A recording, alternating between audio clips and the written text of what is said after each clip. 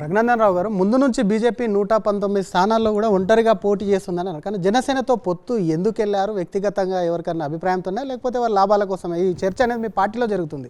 ఎందుకు అవసరం ఎందుకు వచ్చింది అసలు? జనసేన అనేది ఎన్డీఏలో భాగస్వామి అయినటువంటి పార్టీ కేంద్ర నాయకత్వం తీసుకున్నటువంటి నిర్ణయాన్ని, కానీ దాన్ని ఎక్కడ మీ కార్యకర్తలు యాక్సెప్ట్ చేయట్లేదు. ఖచ్చితంగా పెట్టుకోవాల్సిన అవసరం లేదు, అసలు బీజేపీ అనవసరంగా పెట్టుకొని సీట్లు పోగొట్టుకుంది. కనీసం 8 స్థానాల్లో వాళ్ళకి డిపాజిట్ కూడా రాలేదు. కార్యకర్తల అభిప్రాయాన్ని గౌరవిస్తూనే పార్టీ కేంద్ర నాయకత్వం తీసుకున్నటువంటి అభిప్రాయాన్ని ఒక క్రమశిక్షణ కలిగినటువంటి నాయకుడిగా ఒబే చేయాల్సిందే. వాళ్ళతో ఎందుకు పొత్తు పెట్టుకున్నారంటే Janasena is already a part of ఎన్డీఏలో జనసేన పవన్ కళ్యాణ్ గారు భాగస్వామి అయ్యున్నారు. కొత్తగా వచ్చి తెలంగాణ ఎన్నికల కోసం భాగస్వామి కాలేదు వారు. ఇంతకు ముందు నుంచి కూడా వారు ఎన్డీఏ సమావేశాల లోపల ప్రధానమంత్రి గారితో కలిసి పాల్గొంటూ ఉన్నారు. Janasena was never a separate party. Janasena ఎప్పుడైనా ఎన్డీఏలో భాగస్వామిగానే కొనసాగుతుంది. మీరే వెళ్ళిన ఆయన ఆఫీస్కి. జనసేన అనేది, నేను మళ్ళీ అదే చెప్తున్నా శ్రీధర్ గారు, జనసేన అనేది నరేంద్ర మోడీ గారు ఏర్పాటు చేసినటువంటి ఎన్డీఏ సమావేశాల లోపల జనసేన అధ్యక్షుని హోదా లోపల గౌరవనీయులు పవన్ కళ్యాణ్ గారు అనేక మీటింగ్లు అటెండ్ అయ్యారు. మీరు కూడా చూసినారు. జనసేనని కొత్తగా తెచ్చి మేము ఎన్నికల పొత్తు కోసం తెలంగాణ కోసం తెచ్చుకోలేదు. ఈ was already a part and parcel of NDA. దాంట్లో భాగంగా ఆయన ఇక్కడ పోటీ చేస్తానని అడిగినప్పుడు మిత్రధర్మాన్ని పాటించి మా కేంద్ర నాయకత్వం అంగీకరించింది. పార్టీ నాయకత్వం అంగీకరించినప్పుడు క్రమశిక్షణ కలిగిన కార్యకర్తగా మేము కూడా అనాల్సిందే తప్ప నో అనడానికి వీల్లేదు. మరి పార్లమెంట్ ఎన్నికల్లో కూడా పొత్తుతో వెళ్తుందా? ఎన్డీఏ భాగస్వామ్య పార్టీ అది. జనసేన అనేది ఎన్డీఏ భాగస్వామ్య పార్టీ. పార్లమెంట్ ఎన్నికలలో వాళ్ళు ఆంధ్రప్రదేశ్లో పోటీ చేస్తారా, తెలంగాణలో పోటీ చేస్తారా, కర్ణాటకలో పోటీ చేస్తారా, ఎన్ని సీట్లు అడుగుతారనేది అదంతా కూడా చర్చ, కేంద్ర నాయకత్వం చూడాల్సిన చర్చ. అది మా స్థాయిలో జరగదు. మీరే చెప్పినారు కార్యకర్తలు చాలామంది అంగీకరిస్తలేరని. కార్యకర్తల ఒపీనియన్ కాదు, కేంద్ర నాయకత్వం అక్కడ ఉన్నటువంటి పరిస్థితుల్లో అవసరాల రీత్యా జరిపేటువంటి సీట్ల సర్దుబాటు లోపల ఏం జరుగుతుంది అనేది you should wait and see.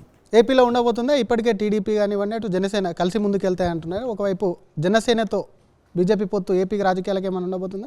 అది ఆ ప్రశ్నకు సమాధానం చెప్పే స్థాయి నాదని నేను అనుకోను. అది భారతీయ జనతా పార్టీకి ఒక పార్లమెంటరీ పార్టీ బోర్డు ఉంటుంది. వాళ్ళు విధాయక నిర్ణయాలన్నీ వాళ్ళే తీసుకుంటారు. పార్టీ తీసుకున్నటువంటి నిర్ణయానికి మేమందరం కార్యకర్తలుగా కట్టుబడి ఉంటాం. ఇంకో క్వశ్చన్, మునుగోడు ఉప ఎన్నిక అనేది బీజేపీ అతి ఉత్సాహం, అతి విశ్వాసానికి వెళ్ళి సెల్ఫ్ గోల్లో పడిందని ఒక చర్చ జరుగుతుంది. దాన్ని ఎట్లా చూస్తారు మీరు? ఇప్పుడు గడిచిన అధ్యాయాల గురించి చినిగిపోయిన పేపర్లు అంటే మీరు కూడా దాన్ని తప్పుపట్టిన, అమిత్ షా చాణక్యం అక్కడ పనిచేయలేదని కొన్ని వార్తలు వచ్చినాయి, మీరు మాట్లాడినరని. అలాగే ప్రస్తుత ఎన్నికల్లో మోడీ చరిస్మా కూడా పనిచేయలేదంటారా? మోడీ ప్రాబల్యం లేదంటారా?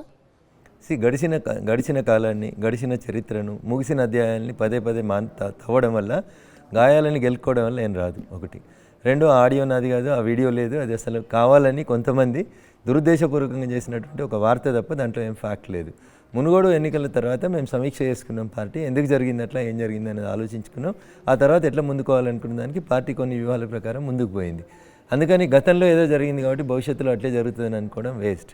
2 సీట్ల కాడ నుంచి 2 సార్లు అధికారంలో కంటిన్యూస్గా వచ్చినటువంటి పార్టీ నిన్న జరిగినటువంటి తప్పుల్ని సరిదిద్దుకొని సమీక్షించుకొని రేపు ఎట్లా పోవాలనే దానికోసం political parties will always design.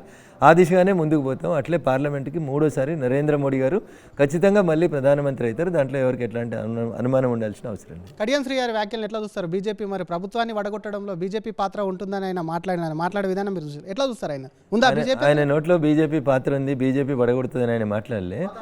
ఒక సీనియర్ నేను దాని కౌంటర్ ఇచ్చిన, మీరు ఉన్నట్టున్నారు ఆ రోజు నేను చెప్పిన ప్రెస్ మీట్లో. అవి కడియం శ్రీహరి గారి వ్యక్తిగతమైన అభిప్రాయాల, బీఆర్ఎస్ పార్టీ లేదా చంద్రశేఖరరావు గారు కడియం శ్రీహరి గారి నోట్లో మాట్లాడించిన చిలక పలుకులు అనేది వాళ్ళు చెప్పాలి. In what way BJP is concern with Kadiyam Srihari statements? We are nowhere concern. మాకు బీఆర్ఎస్కి పొత్తు లేదు. నేను అదే మళ్ళీ చెప్తా ఉన్నాను. బీఆర్ఎస్ అది సొంతంగా మాట్లాడిందా? ఒక సీనియర్ శాసనసభ్యునిగా కడియం శ్రీహరి గారు లాంటి వ్యక్తి అట్లాంటి మాటలు మాట్లాడడం వెనకాల ఉన్న మర్మం ఏంది? That media should probe in to it. Bharatiya Janata party will never align with a party which is aligning with MIM party. అంతవరకు క్లారిటీ ఉండండి మీరు. ఆయన ఏం చెప్పినాడు? బీఆర్ఎస్ ఎంఐఎం ప్లస్ బీజేపీ అన్నాడు. ఎంఐఎం పార్టీతో అంటగాగేటువంటి ఏ పార్టీతోటి కూడా భారతీయ జనతా పార్టీ ఇప్పుడు కానీ, రేపు కానీ, ఎల్లుండి కానీ పొత్తు పెట్టుకోదు. అది మా మూల సిద్ధాంతానికి వ్యతిరేకంగా ఉంటుంది.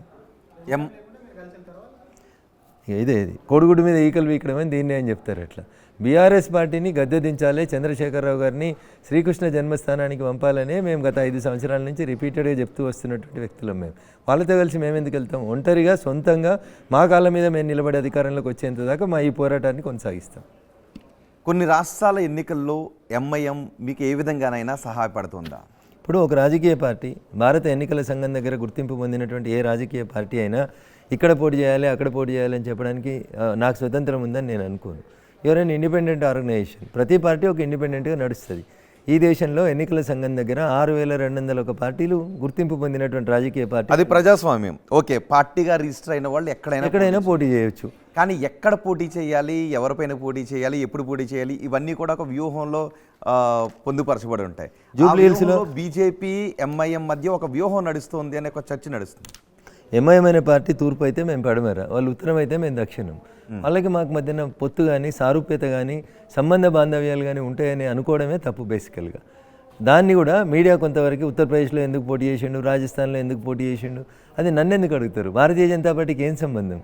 ఎంఐఎం ఎక్కడ పోటీ చేయాలనేది భారతీయ జనతా పార్టీకి ఏం సంబంధం ఉంటుంది చెప్పుండ్రి. మీరు అన్నట్టు లేదా వారన్నట్టు లేదా ఇంకెవరైనా ఆలోచిస్తున్నట్టు మేమే అందరినీ కంట్రోల్ చేసేది ఉంటే అన్ని రాష్ట్రాల్లో మేమే అధికారంలోకి వస్తాం కదా, ఇంకొక నెట్ రానిస్తాం. మరి తెలంగాణలో కూడా అన్ని సీట్లలో ఎంఐఎంని పోటీ చేయించి మేమే అధికారంలోకి వచ్చేటోళ్ళం కదా. మేము చెప్తే ఎంఐఎం వింటుందని అంటే తెలంగాణలో కూడా అన్ని సీట్లు పోటీ చేయమని చెప్తాం కదా. మేము మా మాట వినేది ఉంటే వాళ్ళు కూడా అన్ని సీట్లలో పోటీ చేస్తారు కదా. వాళ్ళు ఓపెన్గా చెప్పిండ్రు కదా, మేము బీఆర్ఎస్ తోటే పోతాం, మేము బీఆర్ఎస్ తోటే పోతాం, బీఆర్ఎస్నే గెలిపిండ్రని ఎంఐఎం పదే పదే చెప్తూ వచ్చింది కదా. దానికి మాకేం సంబంధం ఉంటుంది? మళ్ళీ ఇప్పుడు మాట మార్చి మళ్ళీ కాంగ్రెస్తో పోతామని చెప్పుకుంటా ఉన్నారు వాళ్ళు. మీరు ఒకటి ఆలోచించాలి, ఎంఐఎం చరిత్ర గురించి ఆలోచిస్తే అప్పటి చంద్రబాబు నాయుడు గారి దగ్గర నుంచి మొదలుకుంటే ఇవాళ రేవంత్ రెడ్డి గారి దాకా ఎవరు అధికారంలో ఉంటే వాళ్ళు వెనకాల పోతుంది. ఎంఐఎం పార్టీ పైసలు సంపాదించుకుంటుంది, పైరవీలు చేస్తుంది, ఆస్తులు కూడా పెట్టుకుంటుంది. హైదరాబాద్లో అప్పనంగా పబ్లిక్ ప్రాపర్టీస్ ఏమైనా ఉంటే దోసుకోవాలని చూస్తారు తప్ప వాళ్ళు ఏం చేసిర్రు? ఓల్డ్ సిటీకి మెట్రో వచ్చిందా? 10 ఏళ్ళ చంద్రశేఖరరావు గారితో బాగా కలిసి తిరిగిరు కదా, అలాయి బలాయిలు బాగా నడిచినాయి కదా. 10 ఏళ్ళలో 10 అడుగులు పడ్డదా మెట్రో హైదరాబాద్కి. ఇలా కూడా రేవంత్ రెడ్డి గారు మళ్ళీ ఓల్డ్ సిటీకి మెట్రో పోతుందని చెప్తున్నాడు మొదటి మీటింగ్లోనే. పోతుందా? ఈ 5 ఏళ్ళలో 5 అడుగులను పడుతుందా మెట్రో? ఒకసారి చూద్దాం 5 ఏళ్ళ తర్వాత. మీరేమనుకుంటున్నారు? చూద్దాం. కొన్ని సమస్యల్ని కాలం పరిష్కరిస్తుంది, తొందర ఎందుకు పడాలి? మీరేమనుకుంటున్నారు? ఏం జరగదు అక్కడ, ఊదుగాలది పీరులేవది.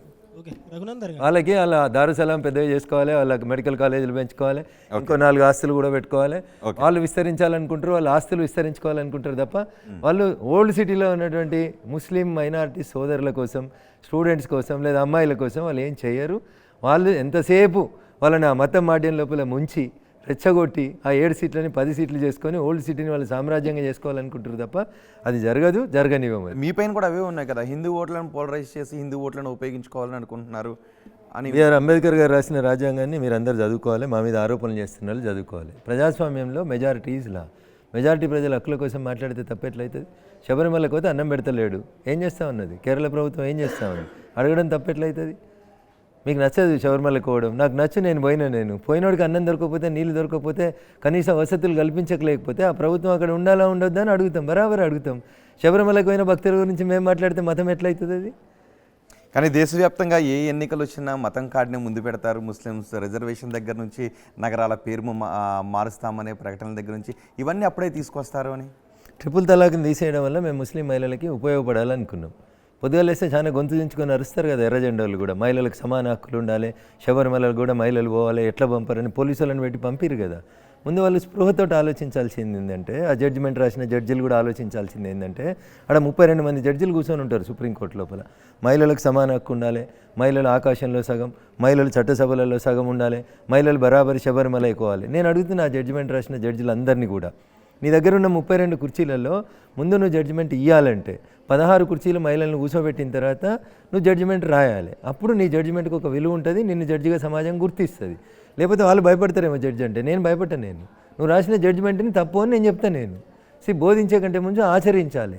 నీ పక్కన మహిళలు సగం లేనప్పుడు 32 కుర్చీలలో 16 మంది మహిళల్ని మహిళా జడ్జిలు చేయాలన్న ఆలోచనే నీకు రానప్పుడు నువ్వు జడ్జిమెంట్లు అయితే నీ జడ్జిమెంట్ని ప్రజలు ఎందుకు వినాలని అడుగుతున్నా నేను. తప్పేముంది అందులో? రైట్.